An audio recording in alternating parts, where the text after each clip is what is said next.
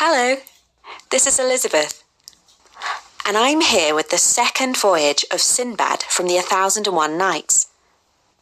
In the first episode, a wealthy merchant called Sinbad invited a humble porter into his mansion. By coincidence, the poor man has the same name as the wealthy one. The porter bemoans the unfairness of the world. The rich Sinbad responds by telling the stories of the 7 sea voyages that made him wealthy. My first voyage had been very profitable. I was again a wealthy man. I did not lack for luxury or entertainment. But my friend, I could not rest for long. I had tasted the salt air and the thrill of travel and adventure. Soon I was pulled by the will of Allah back to the seaport at Basra, where I found a newly made ship with fine sails and the best equipment. The captain was gathering merchants for a voyage. I booked my place with him and then went to the market to buy up goods for trade. We set sail the very next day and cruised from island to island in the fine weather. Wherever we landed, we found a crowd of merchants and clients eager to do business with us. At last, we came to a peaceful island with no sign of human inhabitants. It was a lovely place with green trees, brightly coloured birds, and cool running streams. I roamed around and found a pleasant spot to eat the lunch that I'd brought with me. After I'd enjoyed my food, I allowed my eyes to close and fell into a pleasant sleep. When I awoke, I felt uneasy. I hurried back to the beach where we had come ashore.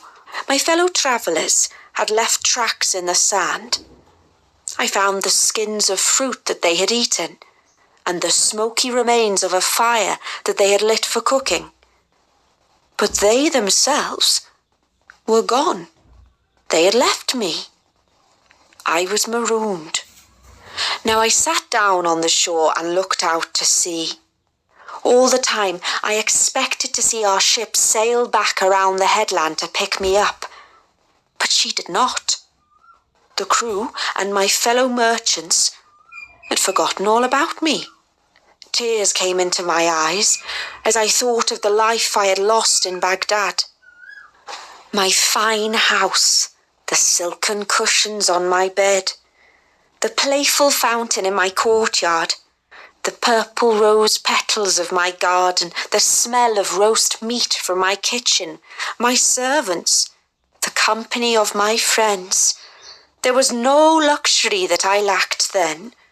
Now I had exchanged all those comforts for a bed of leaves on a desert island. The tears stung my eyes. I felt that a jinn had climbed inside my head and was going to drive me crazy. I had to stop all this weeping and pull myself together. Perhaps I was not as alone as I thought. After all, I had not explored the whole island. I got up and walked back to the tall tree underneath which I'd slept earlier. I grabbed hold of a branch and pulled myself up onto it. Then I climbed and climbed round and round the tree until I reached the top. From there, I surveyed the island. I could not see a plume of smoke or any sign of human life, but I did see some sort of strange building, a giant dome, smooth and white. This I had to examine more closely. I climbed down to the ground and walked in the direction of the dome. When I reached it, I strode all around and counted 50 paces. I ran my hands over its sides, hoping to find a secret door, but there was none that I could discover. It felt, if anything, like an eggshell. I sat down for a while, and towards evening the sky turned dark.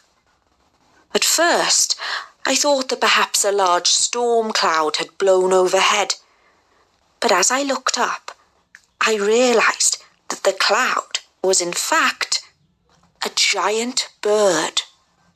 Its wings were flapping, and gusts of wind sent twigs and leaves flying this way and that. I ran to hide among the trees and saw the feathered monster descend and land on the egg. While it settled there, I recalled travellers' tales of a bird, monstrous in size, called a roc. Yes, this is indeed such a creature, I thought. I was seized by a reckless impulse. I was so desperate to escape the deserted island that I was willing to try even the maddest of ideas. I crawled out of my hiding place and crept towards the brooding bird. When I reached it, I climbed up onto its giant claw and tied myself to its leg using the cloth from my turban. There, upon the bird's foot, I spent the most uncomfortable night of my life. When morning came, the bird awoke from its slumbers and began to stretch out its gigantic wings. Then it began to flap them, causing great gushes of wind. We arose high into the air. I could see the island below me and the sparkling blue sea.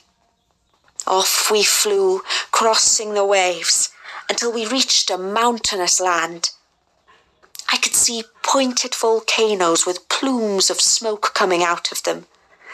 Everywhere I looked were rocks and lava. Then I began to weep. Oh, that I had stayed on the island, for at least there were fruits to eat and spring water to drink in that place. I have exchanged one terrible place for a far worse one, but Allah in his wisdom must have willed it so, and it is the lot of man to submit to his fate. At least, I thought, my situation could not grow any more dreadful, but it did. We landed in a deep ravine. I untied myself from the bird's foot and dived behind a rock. From there, I took a look at where we had arrived. On either side of us were steep walls, far too high for any man to scale.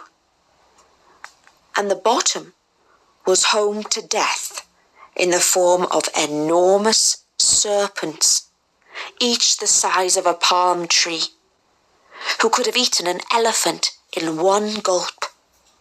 Their monstrous heads with razor-sharp fangs and darting forked tongues made me shake with fear. But the ground beneath my feet held a very different wonder, one that under different circumstances would have filled me with joy. The rocks sparkled and glittered, for they were encrusted with enormous diamonds. Just one of those stones could make a man wealthy beyond his dreams. But that was back in civilization. What use were riches in this valley of death? I spent a day and a night hiding from the serpents. When darkness fell, I could see their red eyes glowing in the dark.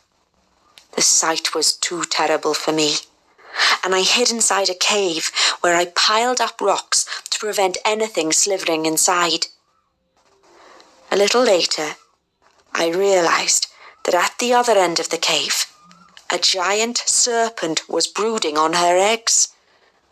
My flesh quaked and my hair stood on end, but I raised my eyes to heaven, gave myself up to fate, and spent all that night without sleep, sharing my refuge with a monster. At daybreak, I took down the rocks and staggered out like a drunken man, giddy with fear and hunger. I wandered a little way down the valley. As I walked, first one, and then another. Huge piece of meat dropped down from the sky and landed on the rocks. Had a giant bird let them go? Then I recalled a traveller's tale of a dangerous mountain range that is full of riches. The story went that merchants would drop pieces of meat into a valley in the hope that diamonds would stick to them. They would wait for an eagle or another bird to swoop down, pick the meat, and carry it to its nest.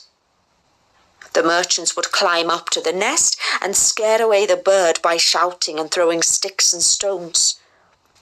In this way, they could recover a diamond. When I had recalled this tale, it was clear to me what I had to do. First, I filled my pockets with diamonds. Then, taking off my turban, I attached the meat to my chest. I lay and waited for a giant eagle to spot the easy meal and pick it up in its claws. When it carried the meat off to its nest, it took me with it, and so I was lifted out of the valley. When we settled down in the nest, the eagle had little time to peck at its meal, for it was soon disturbed by loud shouting and sticks and stones landing in the nest. It flapped its wings and flew off. Men approached and were surprised to see me rise up and wave my arms to greet them. My heart was filled with joy, but at first they were disappointed and angry. "What trick of fate is this?" said one. "We risked our lives to rescue a fortune from the valley, not a man." "Do not fret," I called out in happiness. "My pockets are filled with enough riches to satisfy all of us. I will share them with the man who threw down the piece of meat." As we went off, I told the merchants of my adventures and all that had happened to me, and they were filled with marvel. It took us 2 days to walk down from the mountain range. At last, we arrived in a flat and pleasant land shaded by giant trees. The only danger was from giants with leathery skins and horns on their noses. These rhinoceroses can easily trample a man to death if they are disturbed. We managed to avoid them by staying downwind so that our scent did not carry to their nostrils. We safely reached the ship and sailed for Basra, where we sold our diamonds for a great fortune. Now, I was twice as wealthy as before, and I swore that I would never walk up the gangplank of a ship again. Oh, my friend, if only I had kept my promise. The porter was in awe of all that he had heard. The merchant gave him 100 gold dinars and invited him to return the following evening to hear another tale.